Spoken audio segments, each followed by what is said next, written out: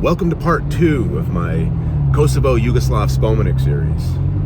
I'll wrap up my visit to Kosovo with this one. You know, this is my 30th Spomenik video. I know these videos are channel killers, but I can't seem to get enough of Yugoslav Spomeniks. A word, though, if I may, about the word Spomenik. A number of Albanian Karens in the comments section of my last video were offended by my use of the word. They said that it proved I was pro-Serb. Well, Spomenik is used in English to describe a Yugoslav-era monument that generally commemorates some World War II event. And I don't speak Albanian. I know in Albanian they call a monument something else, begins with a P. But here, I say Spomenik. No offense should be taken. And Spomenik is the word used throughout the rest of ex-Yugoslavia. Last Spomenik video, I focused on Prishtina. For this one, taking about a week and doing a little circle around Kosovo. And my first stop is going to be 3 nights in Prizren, which I visited 8 years ago. Just entered the town of Mitrovica. And you could see Serbian flags flying here, so I presume it is a Serbian enclave. You know, a town in Kosovo with an ethnic Serb majority population. Okay, here's our first World War II commemorative monument. This is related to the Sar Mountains partisan unit, possibly from the 1950s. The main Spomenik we're going to see today is also related to the Sar Mountains partisan unit. So this monument commemorates the execution of 46 locals by the Bulgarian occupiers on June 28th, 1944. So what happened here was that the Sar Mountains partisan unit was holding a secret meeting, and a local Serbian collaborator tipped off the Axis forces about the meeting. And so the Bulgarians followed 2 of the partisans on their way to the meeting, and a confrontation erupted. And 1 Bulgarian soldier was killed. In retribution for the death of this 1 Bulgarian soldier, the Bulgarians rounded up all of the local family members of the Sar Mountains partisan unit and executed them.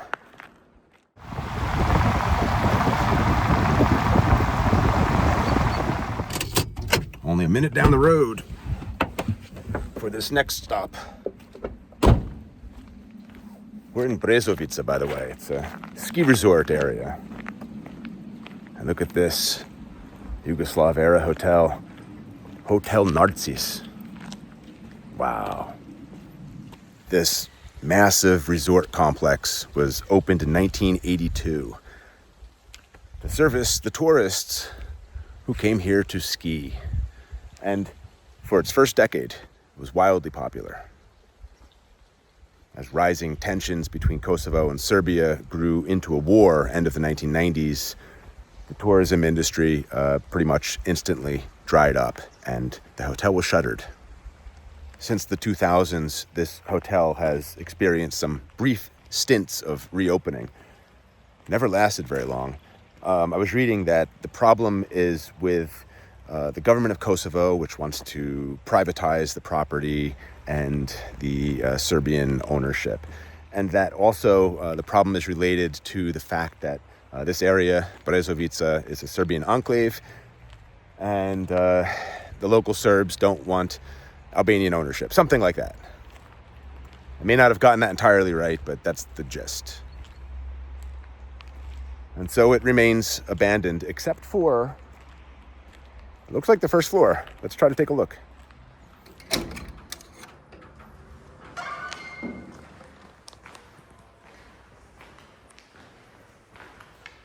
Wow. I wonder why they don't lock the front door.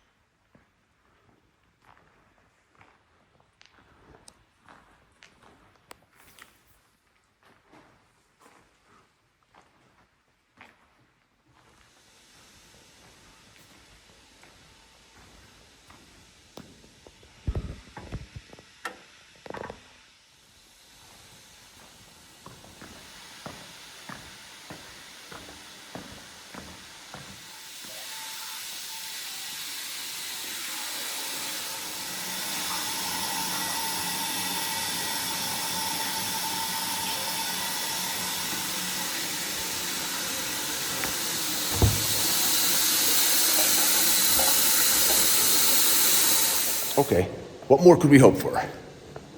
Moving on. It's another minute drive to the big Spomenik for today.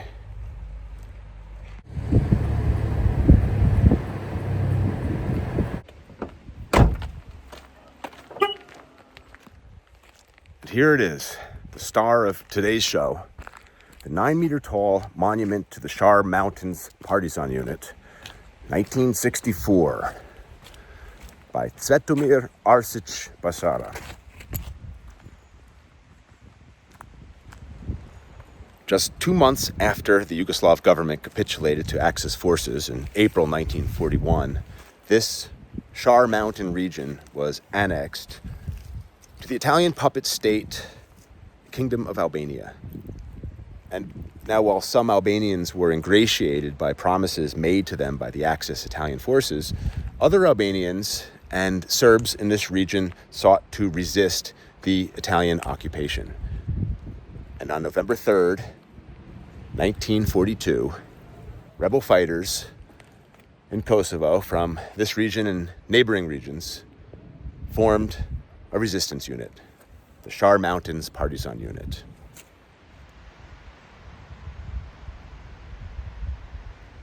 After the end of World War II, 12 former members of the Sar Mountains Partisan Unit went on to be designated as national heroes. You have 2 inscriptions over here, the left one in Serbian and the right one in Albanian, and both say, Fighters of the Sar Mountains Partisan Unit, 1941-1945.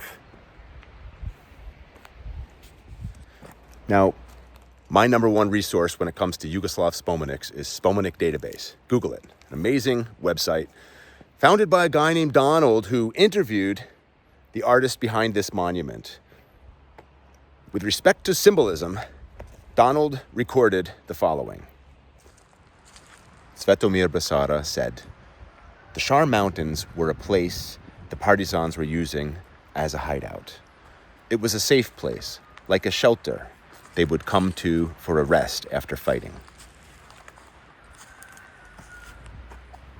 So this monument was built with the idea that the sculpture's 2 forms are 2 parts of the lungs of the parent who is protecting its children, while the metal shape inside symbolizes the revolution.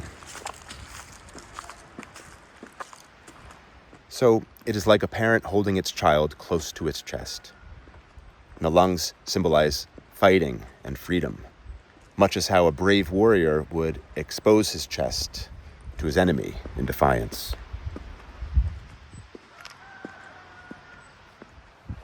Now no stop till Prizren.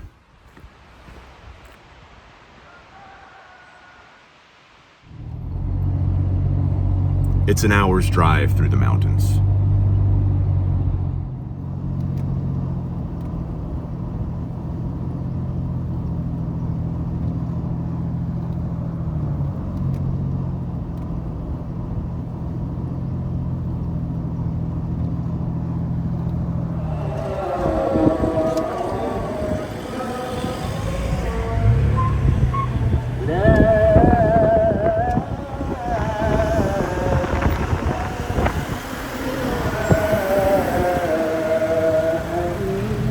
And arrived, Prizren, home for 3 nights.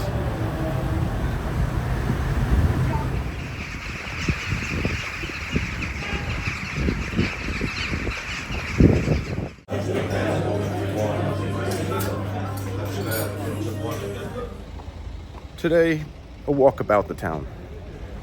This city, Prizren, is the 2nd most populous city of Kosovo. Prizren is constitutionally designated as the historical capital of Kosovo. Archaeological excavations in the fortress area indicate that it's been inhabited since Bronze Age. And in late antiquity, it was part of the defensive fortification system in western Dardania. The fort was reconstructed in the era of Eastern Roman Emperor Justinian, and Byzantine rule ended definitively 1219, 1220, when the Serbian Nemanjić dynasty took control over the fort and town. Prizren served as the capital of the Serbian Empire under the reign of Stefan Dušan. And speaking of Serbian Empire, here's a UNESCO-listed Serbian Orthodox church built by Stefan Milutin.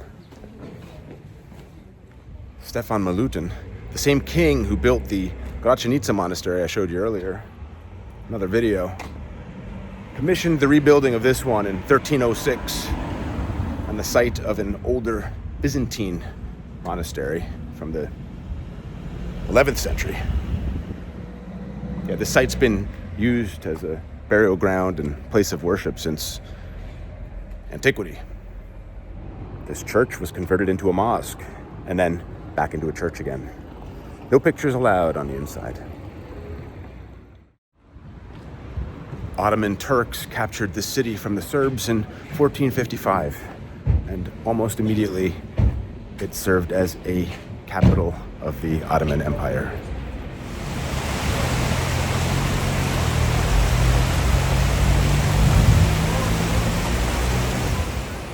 Sinan Pasha Mosque. It's an Ottoman-era mosque built by Albanian Pasha Sofi Sinan, completed in 1615.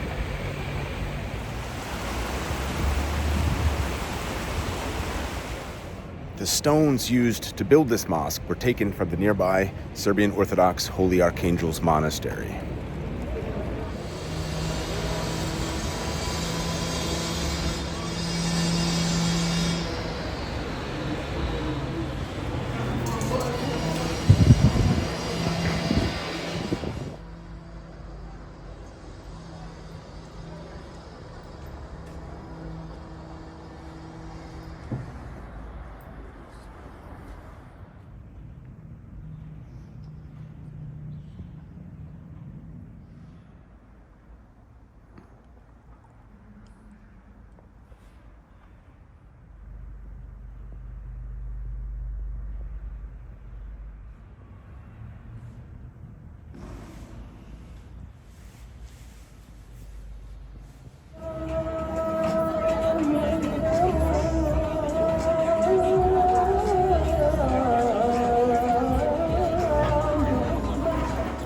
All right, found a piece of Yugoslavia. You've been patient. When I was here 8 years ago, 2017, this was a monument to President Donald Trump called Think Big.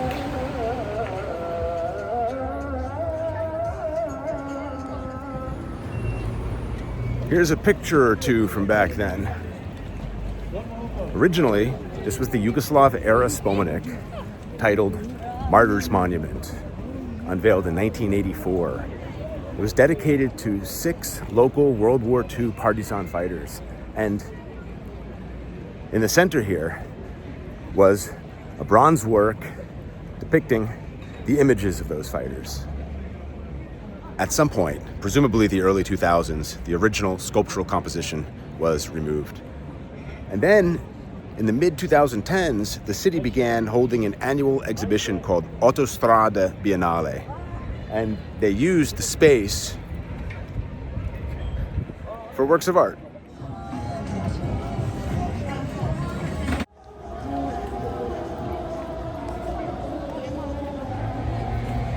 Serbian Orthodox Cathedral of St. George, built from 1856. Severely damaged during some unrest in 2004, but since restored.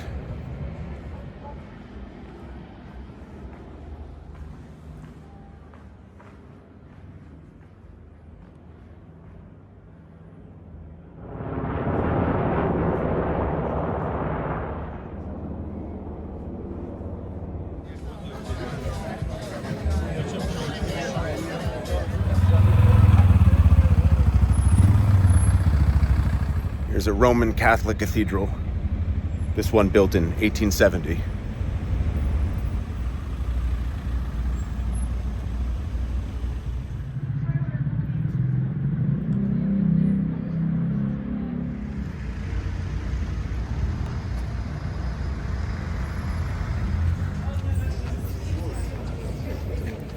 What a picturesque city, huh? I think it's the most beautiful city in Kosovo.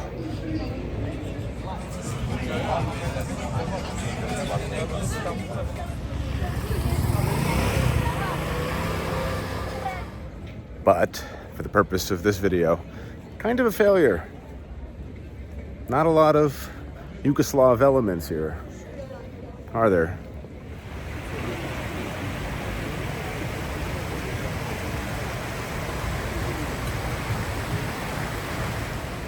This is what a cappuccino looks like in Kosovo.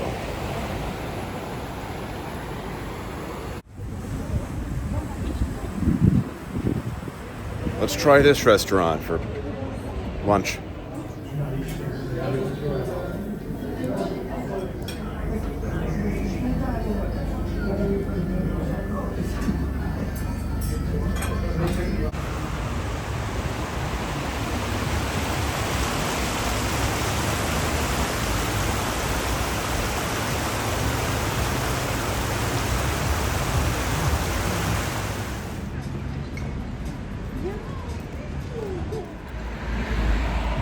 Ottoman-era hammam, and behind it, the minaret of Emin Pasha Mosque, completed in 1831.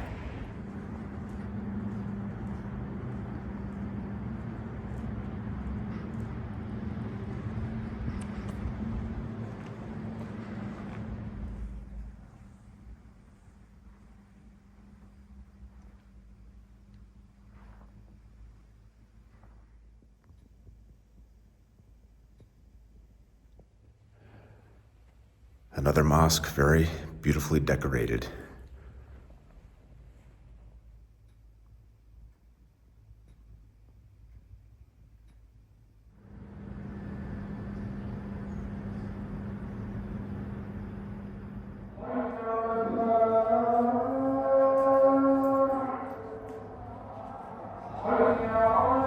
Well, while we're on a mosque kick, this is the Gazi Mehmet Pasha Mosque, completed in 1573. It is said to be the most beautiful mosque in the city.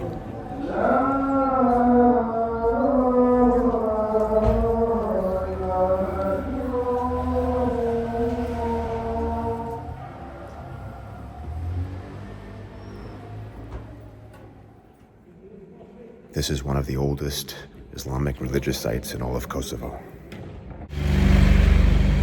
I think maybe tomorrow we'll have to get in the FJ and take a drive about Prizren district to find some Yugoslav Spomeniks.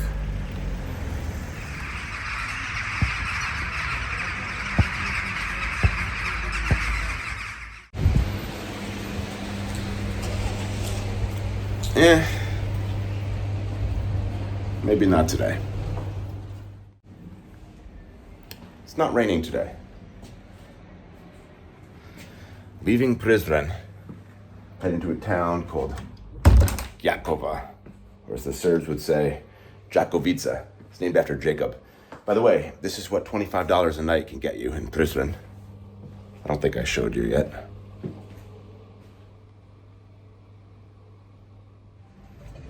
Yesterday, I had my pizza here, asked for the bill, and the waiter said, "It's been paid.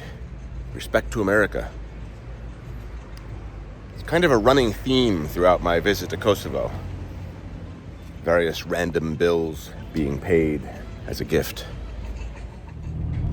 It's about a 45-minute drive to Gjakova, and we'll have a few stops on the way.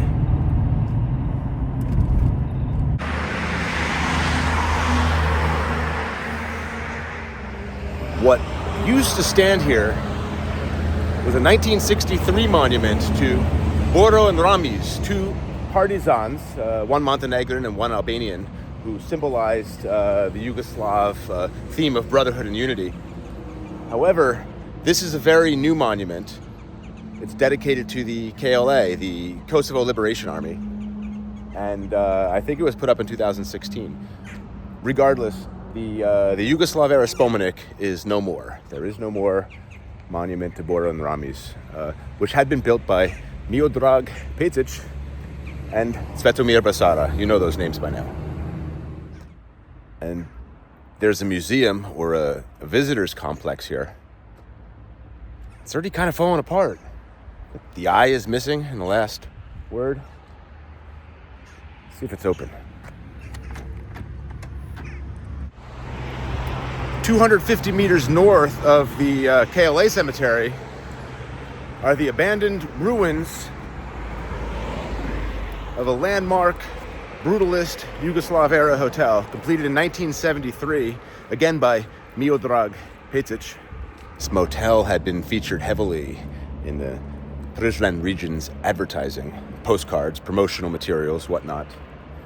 But as conflict spread to this region during the Kosovo War, during the late 1990s, the motel shut its doors, never to be reopened.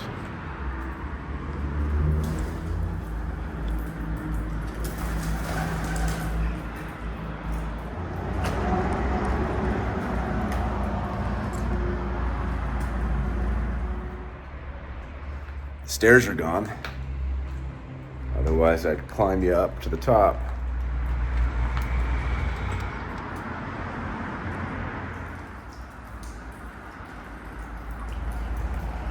Here's the view from the back of the motel.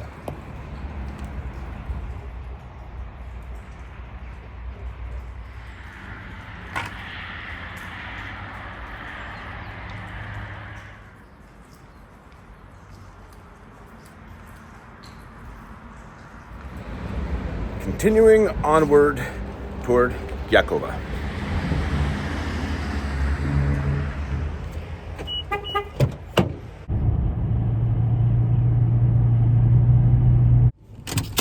Check out this old Ottoman stone bridge. It's called Taylor's Bridge. Signboard here says that the rehabilitation and beautification of Terzi Bridge and its surroundings in Gjakova/Jakovica, financed by the European Union and United Nations. This bridge was built in the Ottoman period over the Ernik River. It's 221 meters long, making it the longest among all the old stone bridges in Kosovo. Rubble stone was used, with exception for the 11 arches. 11 arches. This bridge is thought to have been built in the 1400s.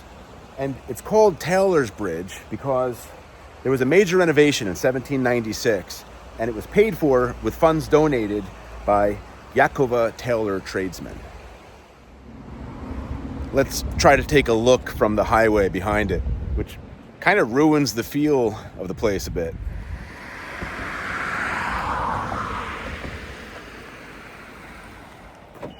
There's another Ottoman bridge about 10 minutes up the road.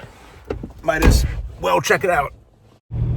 This is the city of Gjakova, the sixth largest city in Kosovo, with, I think, something around 80,000 people. Here it is, the Tanner's Bridge. And similar to the Taylor's Bridge, it's got the highway right behind it. See what this sign says. The Tabaks Bridge, the Leathersmith Bridge, Tanner's Bridge, is located over the Ernik River south of the city of Gjakova. This bridge connects Gjakova with villages in the south and Albanian cities such as Bayram, Kori, Shkodra, and Kukës. The bridge was built in the 17th century by the Leathersmith Guilds. 127 meters long, 4 meters wide, and it ranks among the 10 largest medieval bridges built in the Albanian lands. The bridge is built over 7 arches and with a span of 14 to 16 meters. The bridge is preserved and used for pedestrians, made of carved stone. And let's fast forward back to Yugoslav mode. The Partizan Necropolis on Gibrati Hill opened in 1984.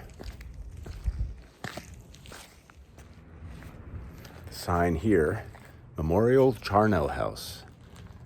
In this place are settled Albanian martyrs' bones from Gjakova and its suburbs, who have died in World War II fighting against fascism for their national liberation. There's some Yugoslav mosaic art here.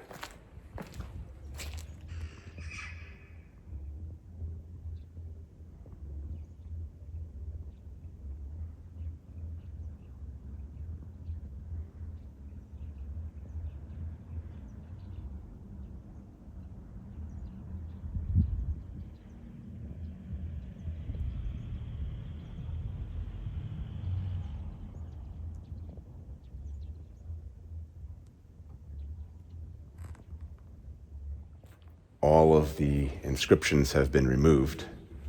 I presume they were of the names of the fallen.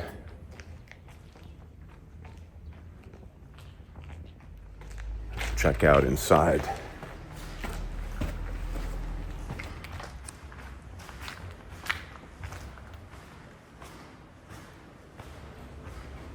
There's clearly construction going on.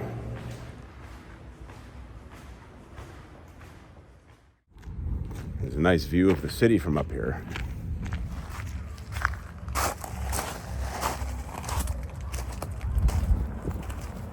Now you know what 78,000 people looks like. This city has seen a lot of violence, but a few incidents stood out to me when I was reading about it. One is that during the First Balkan War, that's Serbia, Montenegro, Greece, Bulgaria versus the Ottoman Empire, the New York Times referred to the road leading to the city as Gallows Alley. There was a mass hanging of Albanian citizens during that war. During World War II, there was a lot of ethnic violence, of course. The Serbs bore the brunt of that. And then in 1956, there was a student protest here, during which they unfurled the banned Albanian national flag. Yugoslavia wasn't happy about that, and the Yugoslav secret police assassinated 19 of those students. Lastly, the largest massacre of the Kosovo War took place here. April 27th, 1999, at least 377 Albanian males aged 16 upwards were executed by the Serbian police. Let's head back down to the city center, see what's going on. This is the Ottoman-era Old Bazaar, a kilometer long, one of the biggest in the Balkans. Çelebi, the Ottoman explorer, visited this city in the 1600s, and he said that the city was a bunch of shops arranged like nightingale nests. Let me show you what 50 bucks a night can get you in Gjakova real quick.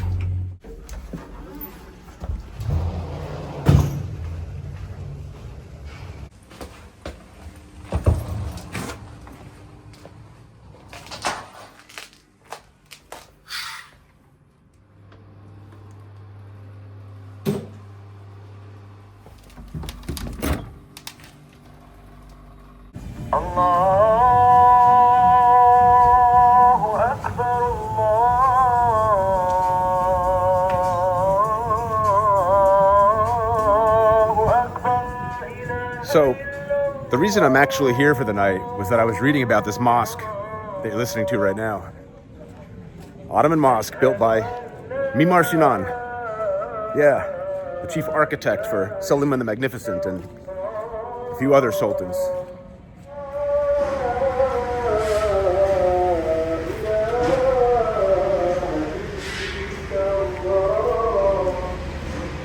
This mosque, built in 1594, is what kick-started the Grand Bazaar here. I'll read this sign for you. The Hadumi Mosque Complex, a symbol of the municipality of Gjakova, Brezovica, represents its cultural, educational, and religious character. The building of a mosque traditionally marked the beginning of urban life in an area. It is constructed of stone on quadrangular foundations and represents an important monument of medieval Islamic architecture in terms of its construction, grandeur, and preservation of original features. The mosque is a prayer hall, balcony, and minaret. Cupolas were built directly into the hall walls, a design feature unique to the region.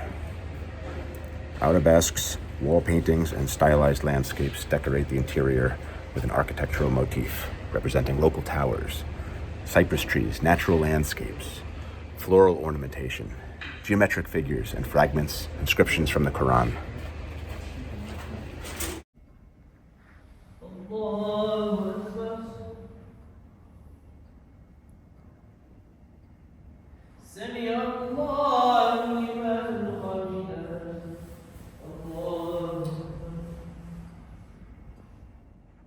This is one of the most ornately decorated mosques I've ever visited.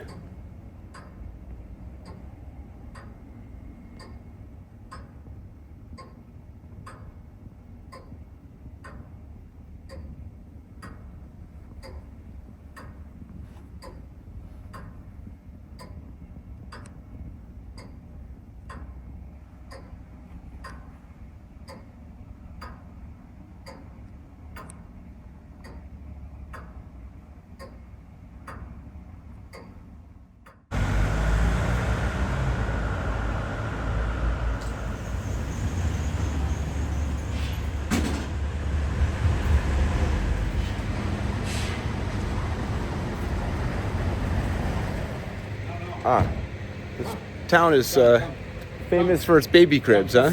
Yeah? Albanian traditional. What does Mefat? Name. Mefat is name. Mefat, baby, come. Okay. Come, baby, Mefat, come.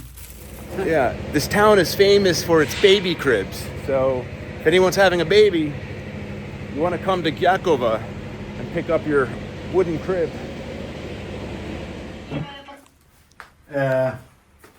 Oh, wow. 1 meter books. Mm-hmm. Director Embassy France. Oh. Director Embassy France. Understood. Yes. Prishtina. And this is you. Yeah. Me, yes, me. Dog, Poland dog. Mm-hmm. Finnish, Mefat, good luck. Good luck. Me, yeah. My niece, Anna. 5 months, Anna Tayyar. Mm-hmm. My friend. Me, festival. World Festival, Bulgaria. My friend, me. Hey, there's a crib festival. Okay. World Festival, Bulgaria. Bulgaria Gabrovo, festival. Gabrovo Okay. city. Mm. Ethno Muzej city. Gabrovo. Gabrovo. Yes. This one is for the director of the Ambassador of America. Yes. The crib maker is 72 years old, and the cribs go for about 150 euros. He makes 2 a week. His son does not, but his father did, and his grandfather did. His son is a computer engineer. There's a lot of barber shops here. Should I? Is it time? I really like the bazaar here. I'm thinking it's time for coffee, and then for the must-have local dish.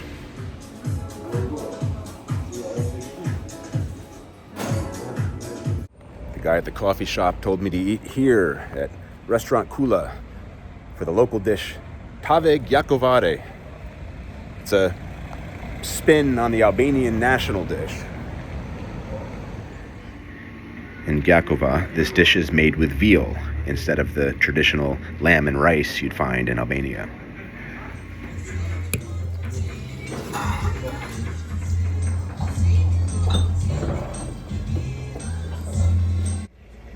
Something tells me I want to come back to this city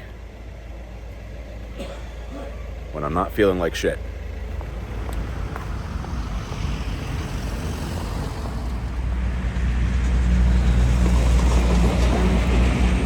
Here's my well-appointed hotel.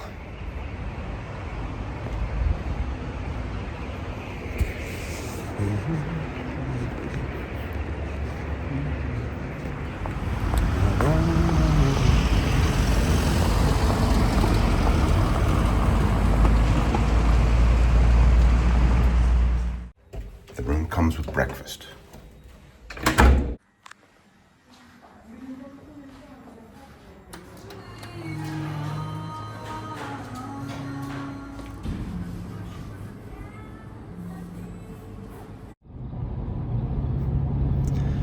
Today we're going to end up in Peja in Albanian, Peć in Serbian, Ipek for the Turks. It's the 4th largest city in Kosovo. And on the way, we're going to stop at yet another UNESCO-listed Serbian Orthodox monastery. There are 4 in Kosovo, and I've shown you 2 so far. And actually, we might see the final 2 today. Beautiful. That's the accursed mountains up ahead, also known as the Albanian Alps.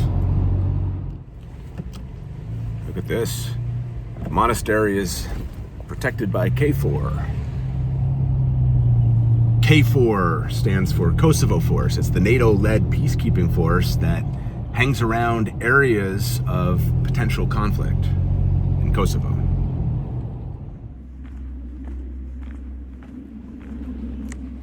This monastery, Visoki Dečani, was built from 1327 by Serbian King Stefan Uroš III, aka King Stefan Dečanski, so named because he built this monastery. This is the largest medieval church in the Balkans. It's also considered to be one of the most endangered European cultural heritage sites.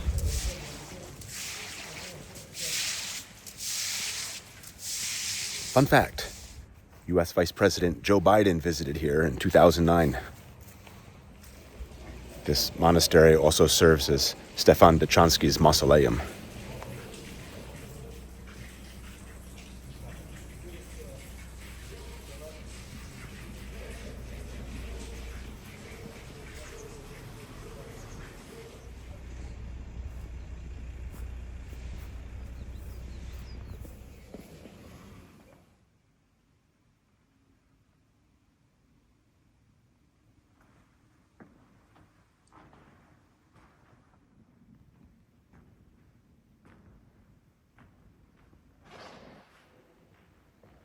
Its 20 major cycles of fresco murals represent the largest collection of medieval Serbian art,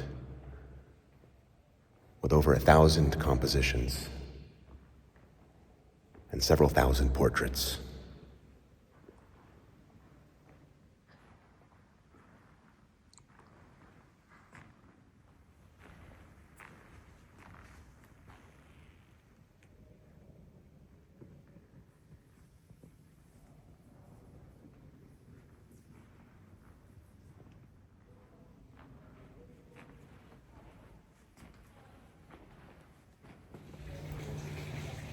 The church is closed for filming for the next 10 days. And there was something very cool I wanted to show you there. An ancient UFO. That's what they say. Yeah, part of the crucifixion scene has what looks like spaceships flying around. I'll show you some pictures.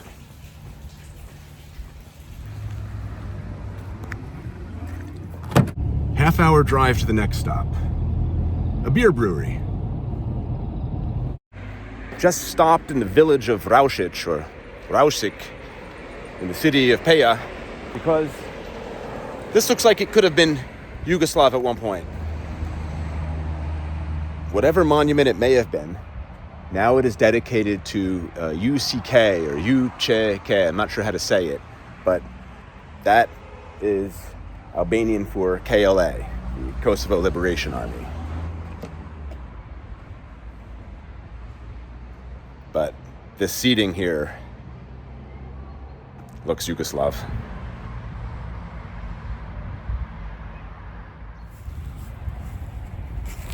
It looks like there used to be panels on the back here. This school behind me is called November 28th. That's the date, in 1912, that Albania declared independence.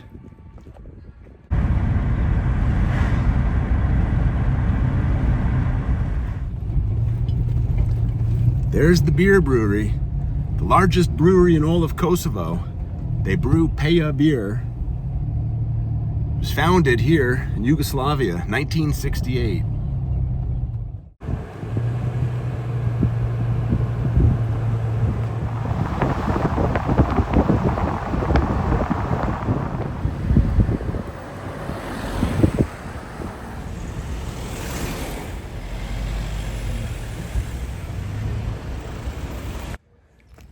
Here in Peja City Park once stood the Yugoslav Monument to the Revolution, unveiled in 1972 and destroyed in 2012.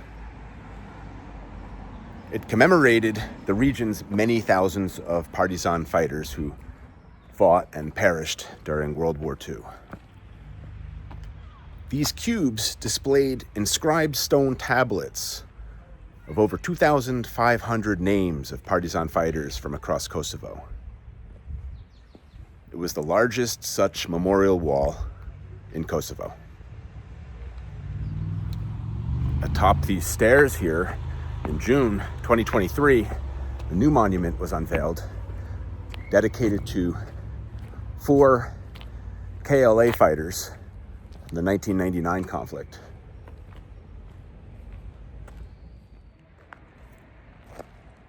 Now, this monument replaced the previous sculpture that stood here. Here are some photos of the destroyed Yugoslav Spomenik complex.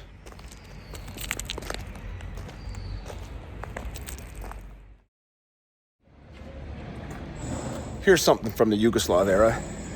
It's a cinema building constructed in 1955 in early modernist style. It was originally named Kino Rad, Workers' Cinema. During the Yugoslav-era, this was one of the primary cultural centers of the city.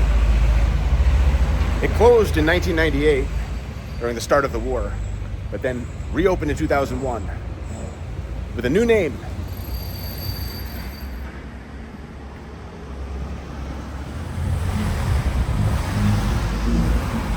Let's check out another UNESCO monastery.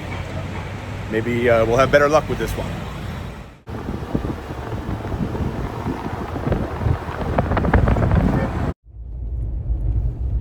KFOR again, guarding this monastery. Had to leave my passport with them.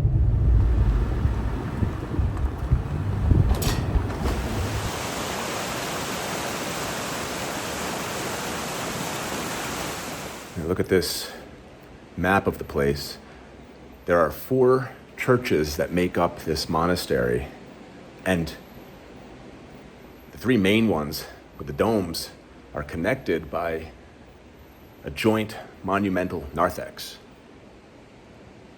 So, welcome to the UNESCO-listed Patriarchal Monastery of Peć. Built in the 1200s.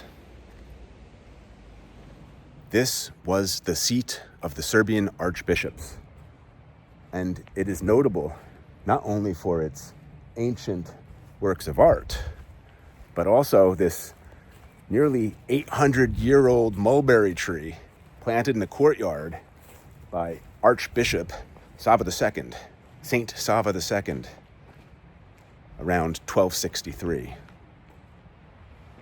Saint Sava II was the middle son of Stefan Nemanja, the first Serbian king by Nemanja dynasty. Well, let's check inside this 3-church complex first. So far, all of the churches, by the way, they don't allow video or photos. As always, I try to hook you up. Here's a sarcophagus.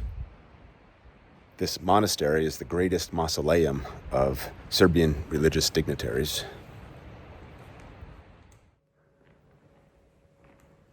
So again, the 3 main churches are joined together by this one narthex. You can see the 3 entrances here, each one to a different church. This fresco in the narthex, it's another Nemanja family tree.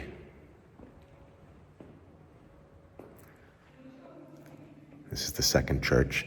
There's a nun here, and she keeps saying no photos. I'm trying, man. Saint Sava II is buried in there.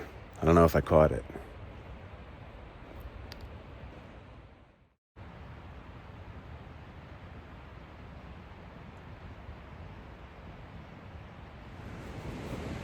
Okay, back to the city center. check into the hotel for tonight.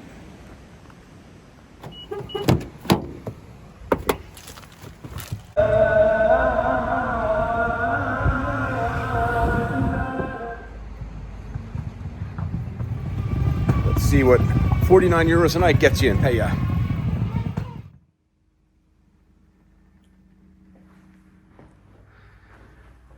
And here's my room.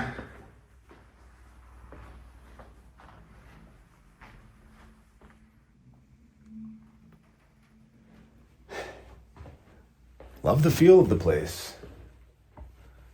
Let's check out the view.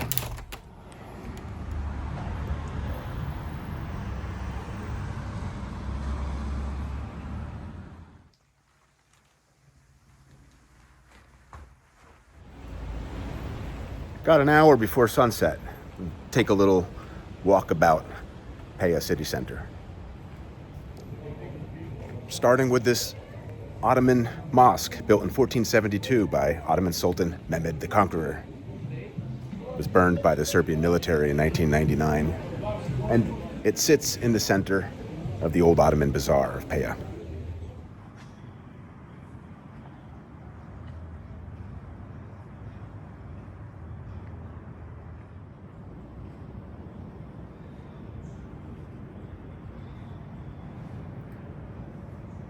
Well, another beautiful mosque in Kosovo.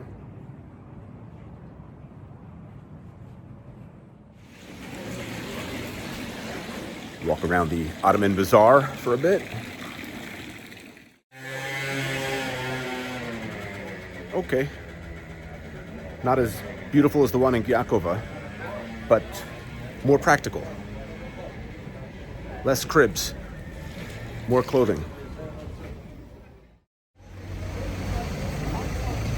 See something Yugo-esque up ahead.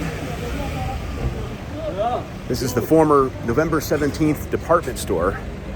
That name, November 17th, comes from the anniversary of when the partisans expelled the German occupiers from the city during World War II. This was completed in 1977, but privatized in 2004. It's undergone some drastic renovations and is almost unrecognizable from its original form. Yeah, I'll be drinking Peja tonight. It's a must in Peja. McDonald's, best hamburgers in town, I'm told.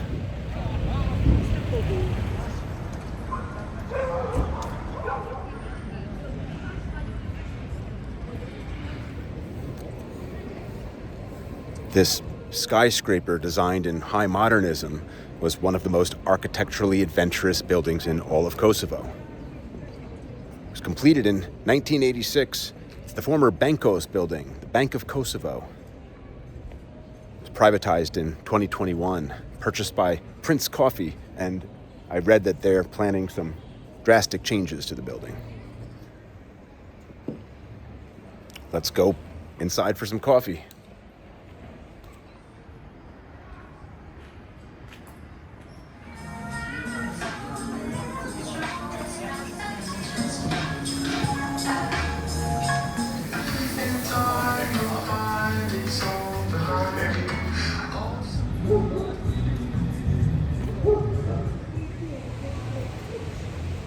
This space looks ex-Yugoslavia.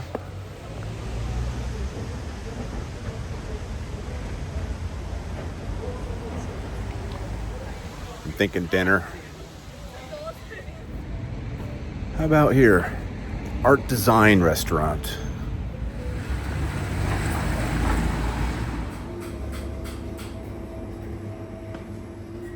Rakia in the house. Rakia and rum.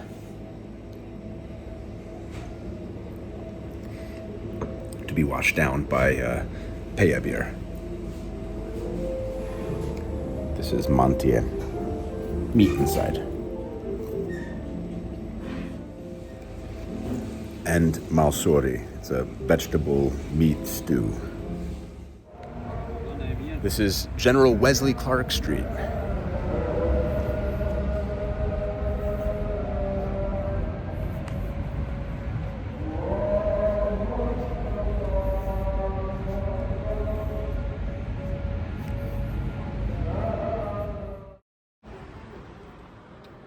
Let's check out breakfast.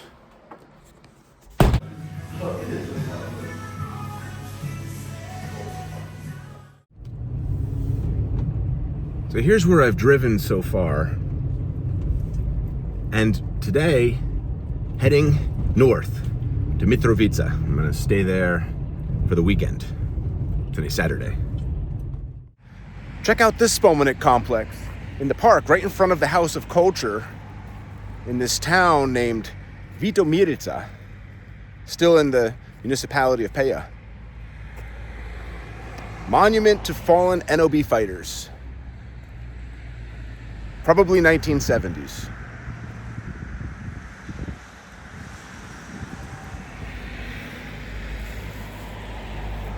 Do you think it's possible this abstract shape of the pedestal is meant to be a J for Yugoslavia? Aside from the main sculpture, there are other elements to this Spomenik park. 2 pyramids here at the entrance to a pathway.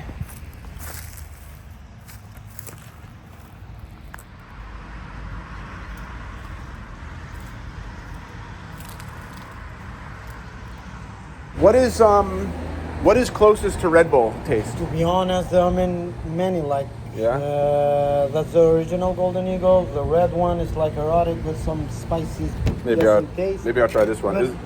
Better try the original. Let's give it a try. Kosovo's version of Red Bull.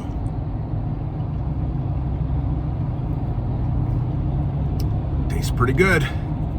Now for an hour and 15-minute, 40-mile drive up to Mitrovica, a city that is ethnically divided into 2 municipalities. The north side, north of the Ibar River, ethnic Serb majority, and the south side, ethnic Albanian majority.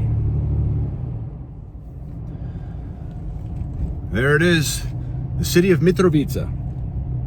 If you combine the north and south municipalities, population is around 100,000.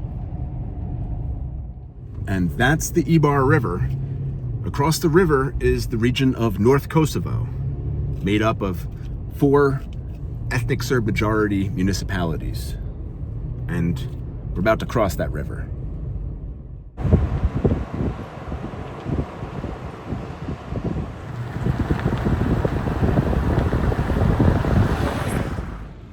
Here's a view from the North Kosovo side of the river of the so-called New Bridge, completed in 1974. This bridge is the primary connection in the city between the Serb-populated north side and the Albanian-populated south side. Continuing onward to one of the biggest Spomeniks in Kosovo.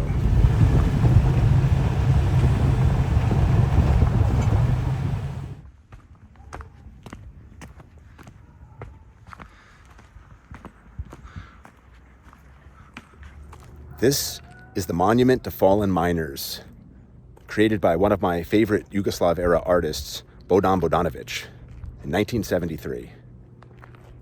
19 meters high, that's over 62 feet. This Spomenik commemorates the local Albanian and Serbian fighters who worked at the nearby Trepča mines in Mitrovica, who bravely revolted against German occupation during World War II, forming the Miners' Troop. Now they have a viewing platform here.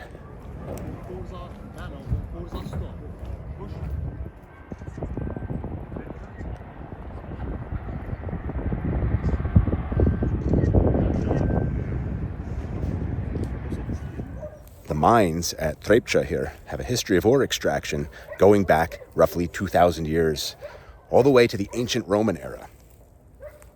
Throughout the following centuries, the mines were continually developed and expanded by the successive kingdoms and regimes which ruled this region. However, after the Great Turkish War of the 1680s, the mines were left largely destroyed and abandoned. And it wasn't until after World War I that the mines were reopened by the Kingdom of Yugoslavia and sold to a British company named Selection Trust. And under the Brits, the Trepča mines became the largest and most productive industry in all of the Kingdom of Yugoslavia. During April of 1941, when the Kingdom of Yugoslavia was taken over by invading Axis forces, the highly productive Trepča mines were put under German control, overseen by Nazi leader Hermann Göring. With over 500 tons of zinc and lead daily being taken from the mines and shipped directly to Germany for the manufacture of munitions and war supplies. The workers of the mine were forced to work for the Nazis' enrichment, being overseen by soldiers, and they were told that any sabotage of the mine, the punishment was death. So, of course, the workers detonated backpacks of explosives on 3 pillars of the mine's cable car system just before midnight, July 30th, 1941. And then the so-called miners' troop headed north into the mountains to join up with the partisans.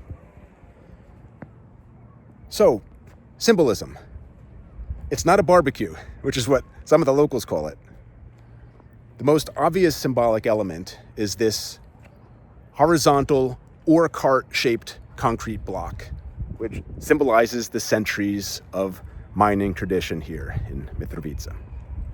In addition, this monument can be understood to be a doorway of sorts, opening both to those living on the south side of the Ibar River, the ethnic Albanians, and those living on the north side, the ethnic Serbs.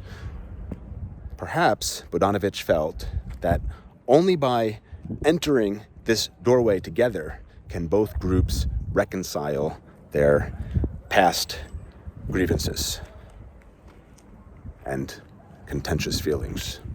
Lastly, this Spomenik could be seen to symbolize a cradle.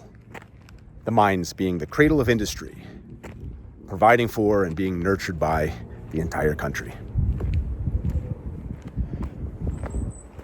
Okay, let's head back down the hill. Big decisions to make tonight. Big decisions. Saturday night, do I drink with the Serbs or do I drink with the Albanians? I'm staying on the Albanian side.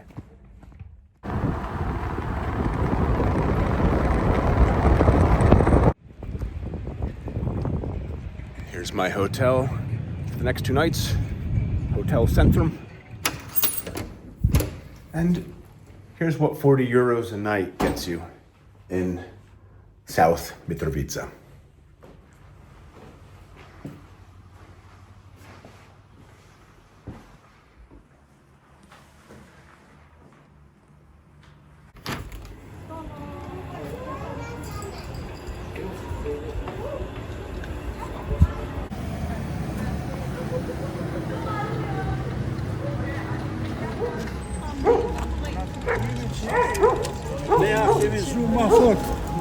Crossing the new bridge, and you can see it's guarded on both ends by police. Heading back into North Kosovo, North Mitrovica, because I just read about this Gorani grill meatball place. The Gorani is a Slavic ethnic group that inhabits the Gora region. It's a triangle between Kosovo, Albania, and Macedonia, North Macedonia. Do they make good meatballs? I don't know. About to find out. This place has been around since 1965.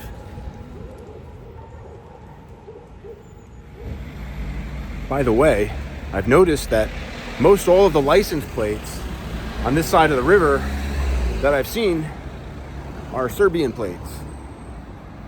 And I know there was something to do with the license plates that made the international news the point of contention.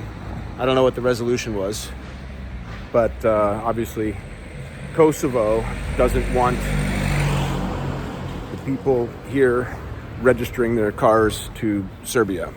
Something like that. Here it is, Seda. There's my meatballs.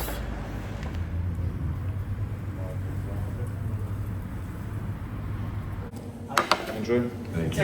Engleski čovjek, izvoli sad. Ne, slušaj. Drugi put me vređaš, drugi put.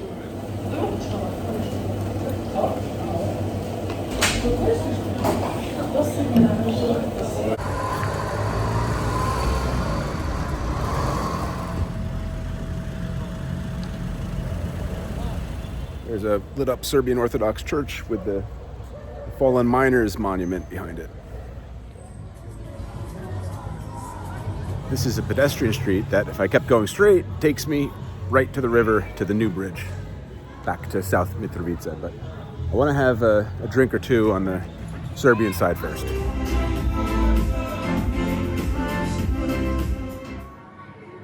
Wow, it's so glittery in this bathroom. All the bars I've seen on this side, on the Serbian side, are pretty much empty, so let's cross back over to the Albanians. And crossed the heavily fortified bridge back into South Mitrovica. There's a rally up ahead. I see Albanian and American flags.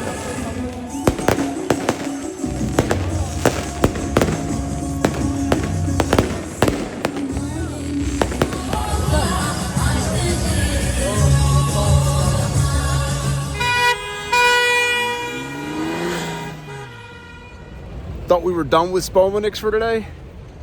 The Work, Art, and Knowledge Monument, the 1950s, dedicated to progress and equality. And these silhouettes depict a miner, an artist, and a writer. Restaurant, museum, pub. It's in an old Turkish bathhouse.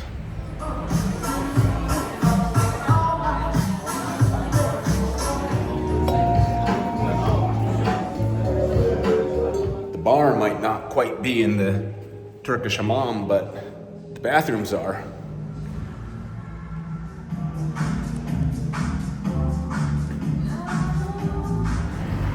Bar number 4, Citizens Pub. Still on the south side, staying on the south side. Never had chicken schnitzel served with flames before. Good morning. This was the day. I was gonna get a shave and a haircut today, but it's Sunday and everything's closed. Heading back north to the Serbian side for some coffee. K4 patrolling the bridge that separates the Albanians from the Serbs. At the foot of the north end of the bridge is a monument dedicated to ethnic Serbs who perished during the 99 Kosovo War. After the Kosovo War and the subsequent division by ethnicities in 2013 of the city, it went from being one of the wealthiest areas of Kosovo to the poorest. It's the highest unemployment rate in Kosovo is Mitrovica. From the Serbian side of the river, we have a good view of a Yugoslav-era modernist building.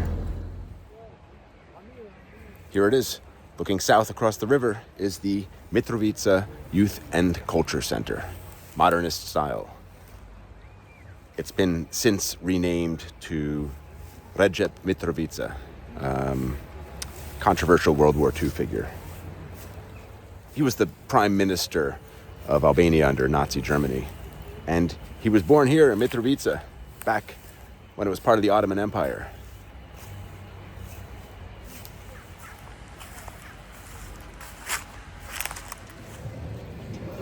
In theory, from here, I can keep driving north, straight up to Belgrade, without going through any immigration.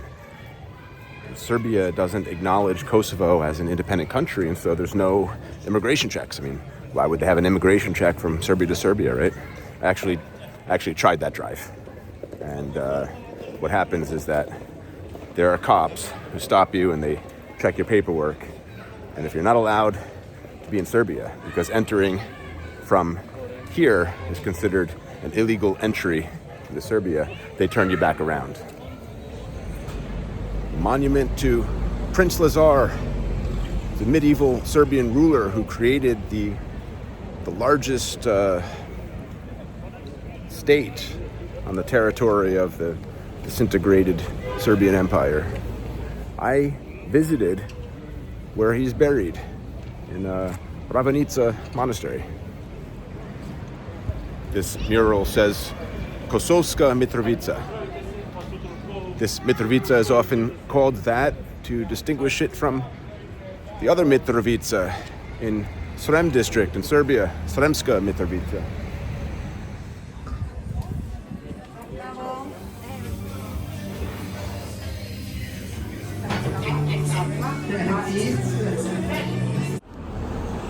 Brutalist apartment buildings, Yugoslav-era, no doubt.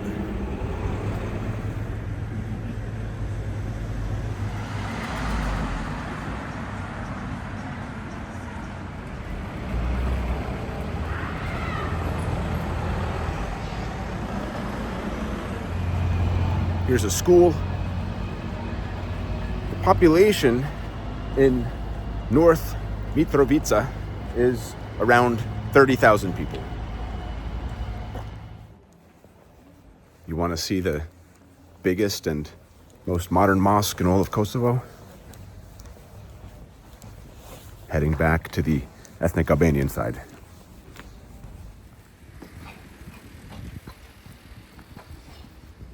These metal arches on the new bridge were added in 2001.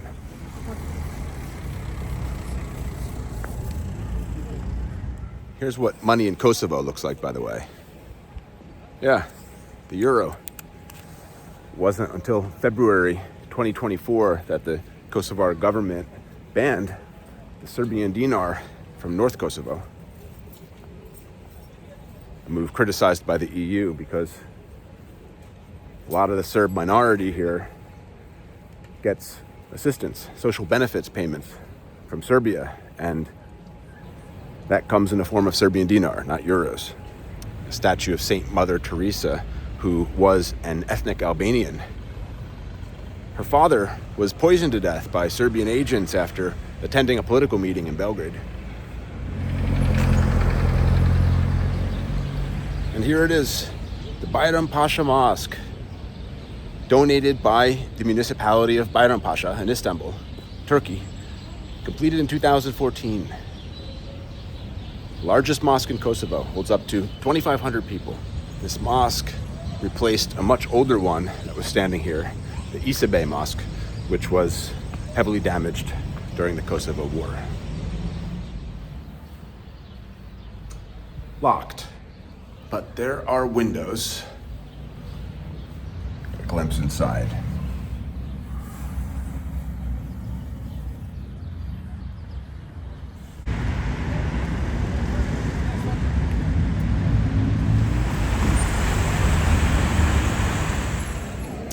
I showed you this building yesterday during the fireworks, but didn't talk about it.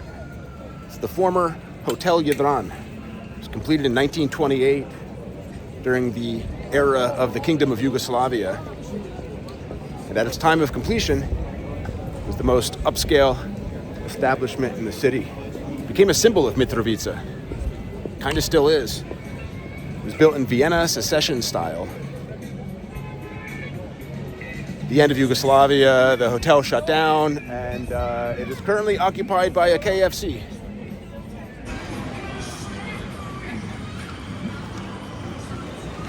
Another modernist Yugoslav-era building.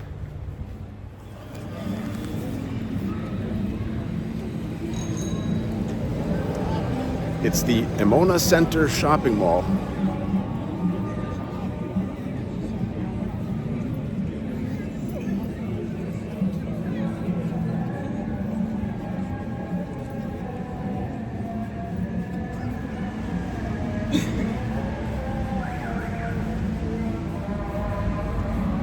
It's 2:40. Haven't eaten yet. Let's fix that.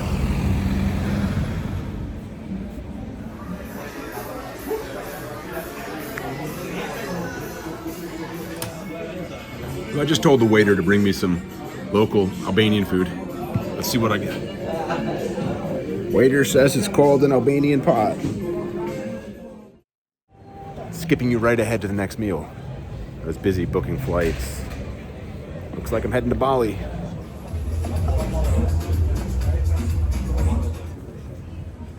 Prosciutto toast. Toast with prosciutto.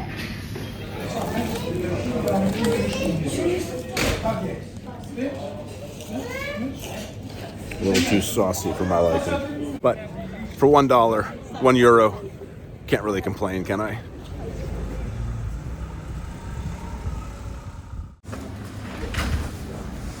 Cheese pastry for breakfast. 25 cents.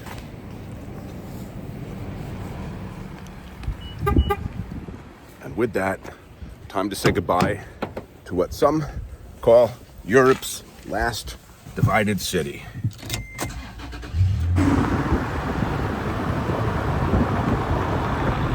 Today's my last full day driving around Kosovo.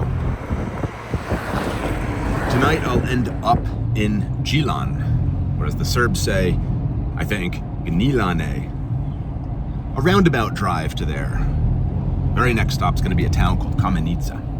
So there was a Spomeniks on the map.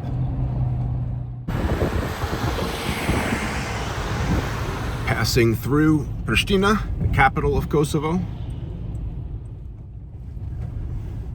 I shot a few videos here in Prishtina over the past couple months. If you want to see them, check out the Kosovo playlist. Link in the description section. Cutting through some mountains now on the east side of Kosovo.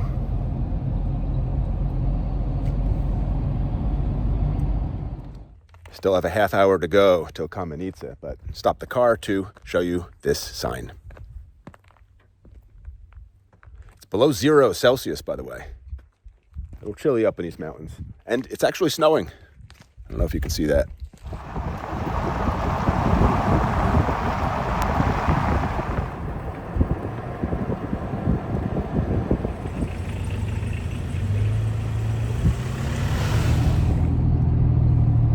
Just crossed into Gjilan district. It's one of the 7 districts of Kosovo.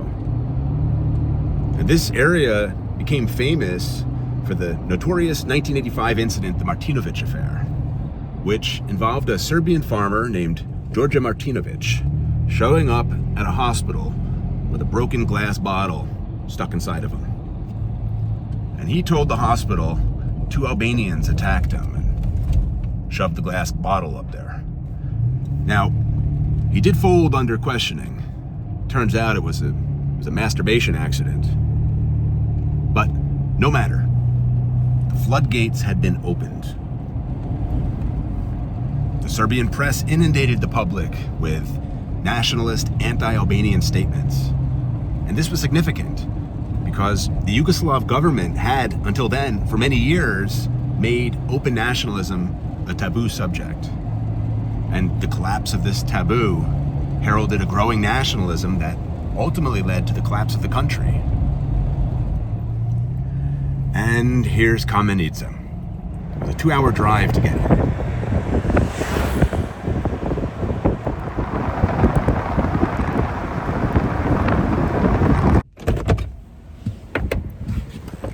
And here's the Spomeniks.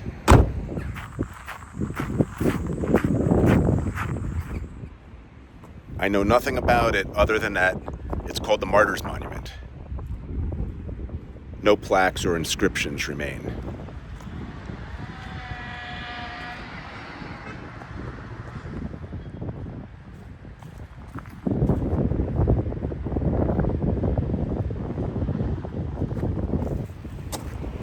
It's another hour to get to my hotel in Gjilan, which, according to some articles, is the 3rd largest city in Kosovo.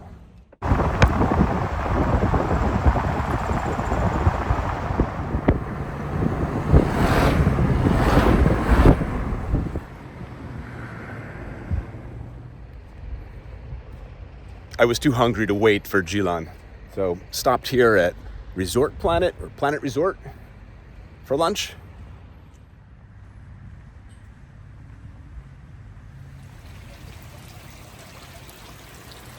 This property would look really nice in better weather. Love how wooden it all is. Check out the bathroom.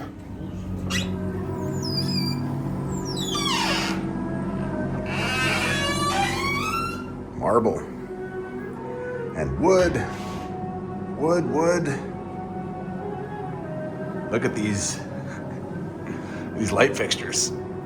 Wow, really well done. Beautiful bathroom. Love that there are screens over each urinal.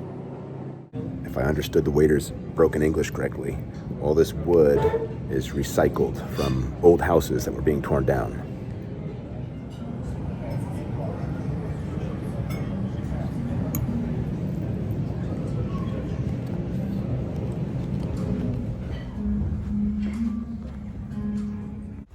The lunch was great.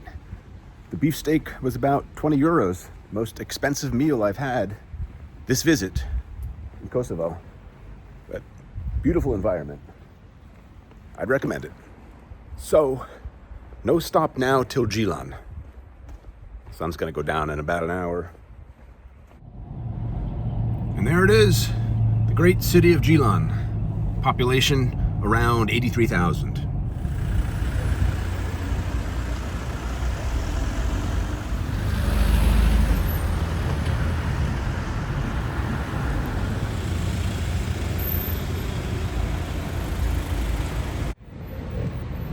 You know why I stopped? This monument, dedicated to the partisan victims of World War II, is called Carrying the Wounded. It was completed in 1963 by Ante Grzetic, who did a monument I really like in Vranje, Serbia as well. I'll put a link to that video in the description section. It's called Monument to the Revolution, 1985. You can see he has a style. I don't think I'm gonna get to show you much of the city in the daylight anyway. I'll come back to the center, probably for dinner, but my hotel is a little outside the center. It's a 5-star hotel. I booked it for its swimming pool. I know, nothing to do with Yugoslavia. So I'll just show you final scenes out my car window.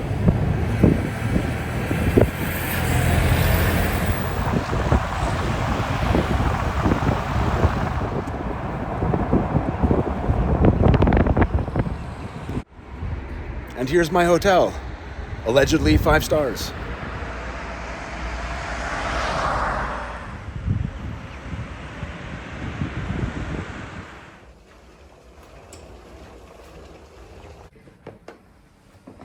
Here's what 75 euros a night gets you in Gjilan.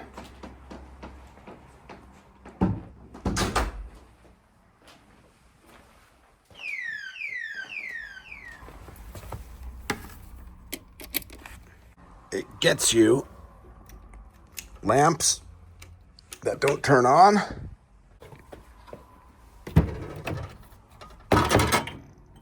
a warm mini bar,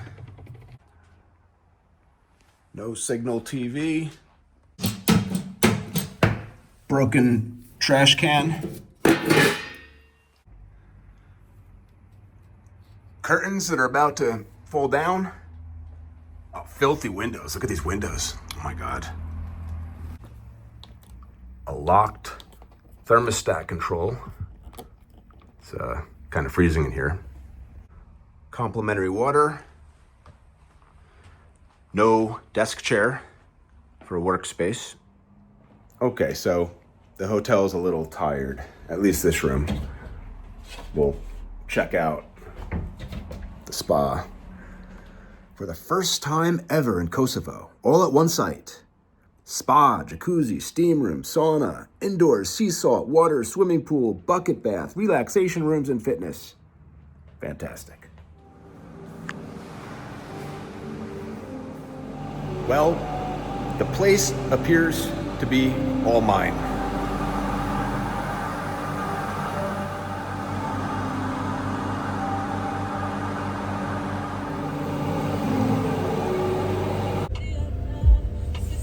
Taking a taxi back to the center for dinner.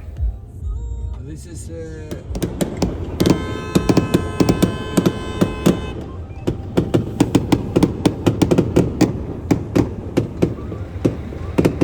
fireworks for Albin Kurti, the Prime Minister of Kosovo. Elections are coming up. And here's the restaurant for tonight. Cuca. Supposed to have the best chicken in town. The best chicken in Kosovo. That's what I'm going for. I read that it's built in a 100-plus-year-old house.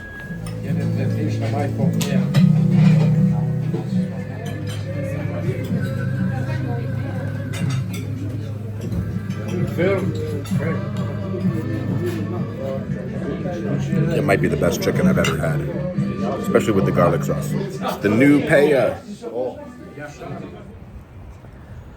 It's 9 o'clock. Let's do one bar. I'm taking it easy tonight because tomorrow in Skopje, Macedonia, I have a long night planned with some friends. Not going to be a part of this video. Not going to be a part of any video. Got to be responsible.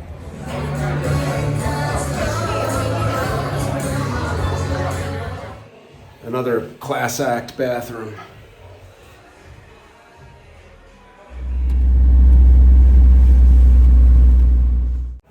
The back is killing me.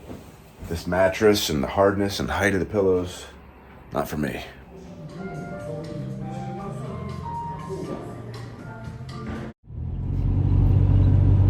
Goodbye Gjilan. And later today, goodbye Kosovo. But on the way to Macedonia, I'm going to stop at one more city. A city called Ferizaj. Third largest city in Kosovo. I know. There's a lot of third largest cities in Kosovo, apparently, according to Wikipedia.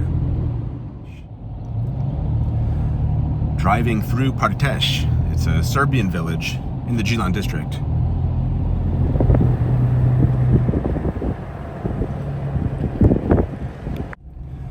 Arrived Ferizaj. Park the car, take a little walk, have some coffee.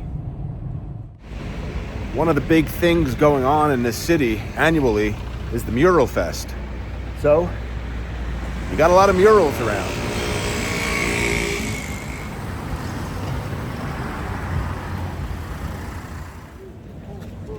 Every June, artists from all over the world who specialize in mural painting come to the city and show their talent by transforming the public spaces. Oh, look at this. Statue of Tony Blair.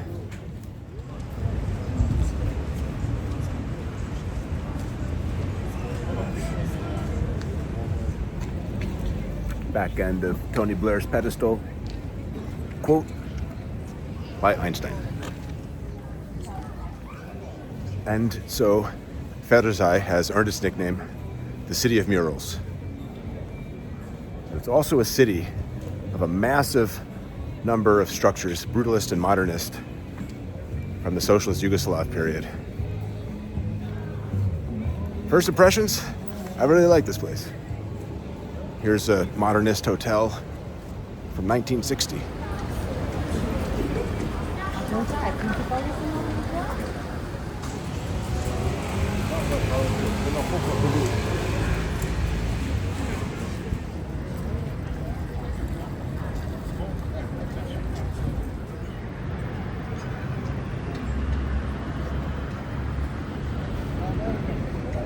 Yugoslav-era convention center? Probably.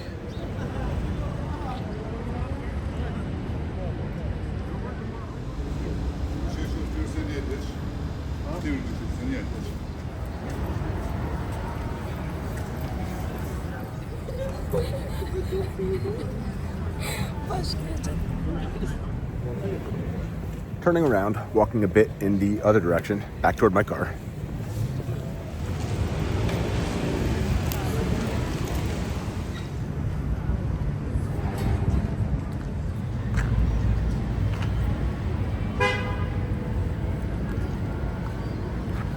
This is interesting. Look at this. Approaching the Serbian Orthodox Church of the Holy Emperor Uroš, completed in 1933, right next to this mosque from 1891. Yeah, the Serbs call this city Uroševac. The Serbian Saint King Uroš is buried very near here, actually.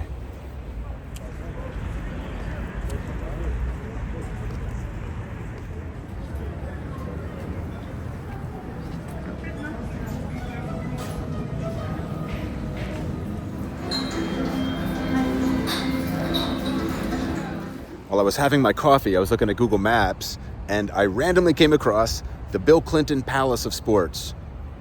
It's about a 10-minute drive from here, so heading back to the car, and I think we'll end the video at that Palace of Sports.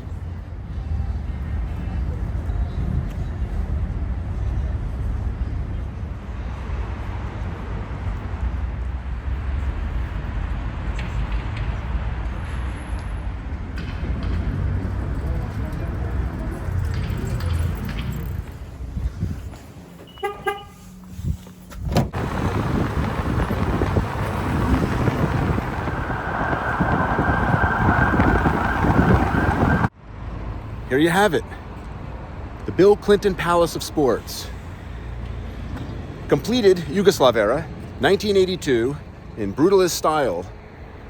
And I read that it was inspired by Le Corbusier. And that's it. Hope you enjoyed this Kosovo hunt for relics of a country that no longer exists. My next major Spomenik run is going to be Montenegro, so be on the lookout for that. See you next video.